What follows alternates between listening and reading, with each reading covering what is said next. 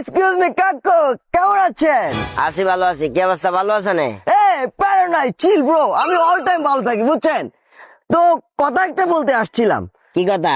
আগের বার আপনারা কোরবান দিয়েছিলেন ছোট্ট খাসি একটা, যেটা আমার চোখেও লাগে নাই, ছোট্ট। এবারও কি কোরবান দিবেন নাকি দিবেন না? আগের বার তো আমরা একটা বড় দেখে একটা মহিষ কোরবান দিয়েছিলাম, এবার আমরা জোড়া হরিণ বাইরের দেশ থেকে আনতেছি।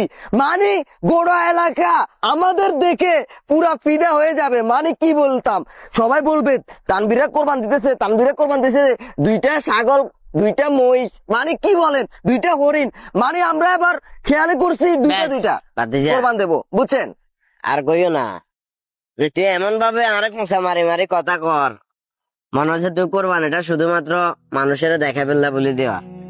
শুনো ভাতিজা, ইসলামিক ভাবে তোমার কাছে জ্ঞান কতটুকু আছে না আছে আমি জানি না। আমিও যে ইসলামিক অনেক জ্ঞানশীল কিংবা ইসলামের অনেক জ্ঞান আর কাছে আছে ব্যাপারটা এরকম না। তারপরও যতটুকু পড়ালেখা করছি, যতটুকু বুঝি, লোক দেখানো ইবাদত কিংবা লোক দেখানো কোরবান মহান আল্লাহ রাব্বুল আলামিন কোনোদিনও কবুল করে না। মহান আল্লাহ রাব্বুল আলামিন লোক দেখানো ইবাদত, লোক দেখানো কোরবান এগুলা পছন্দ করে না। তুই যে একটু আগে একটা খোঁচা মারি আর কইছ না যে গত বছর আমরা একটা ছাগল দিছি, ঠিক আছে আমি ছাগল দিছি, আর তৌফিকে জিদ্দুরা আসিল, আল্লাহ আরো যতটুকু ধন সম্পদ দিছে ওই ধন সম্পদের উপরে ভিত্তি করে আমি ছাগলটা কোরবান দিছি। কিন্তু মানুষের দেয়া বেলা যদি এক কোরবান দিতাম, হয়তো আমি কিস্তির উপরে টেয়া লইতাম, নয়তো আর ধন সম্পদ যা আছে কুদ্দুরা বেশি বড্ডা করে গিয়ে কোরবান দিতাম। দিন শেষে কোরবান কি মহান আল্লাহ রাব্বুল আলামিন কবুল করতো? তুমি এমন ভাবে কথা কইছ, দুয়া হরিণ, দুয়া মোষ, দুয়া গরু কোরবান দিবা, এটা তো 100% লোক দেখানি, মানুষের দেখা বেলায় কোরবান দিবা।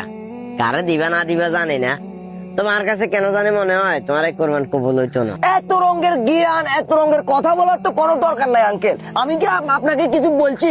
আপনাকে বলছি আমরা দিতেছি, আমাদের অকাত আছে, আমরা দিতেছি। এটা কি আপনাকে বলতে হবে বা আপনার কথা শুনতে হবে? আমরা দেব, দাওয়াত রইলো, আসলে আসবেন, না আসলেও সমস্যা নাই। ঠিক আছে, যাই, আল্লাহ হাফেজ। আল্লাহর কাছে দোয়া করে মহান আল্লাহ রাব্বুল আলামিন তোমরা কোরবানটা কবুল করক।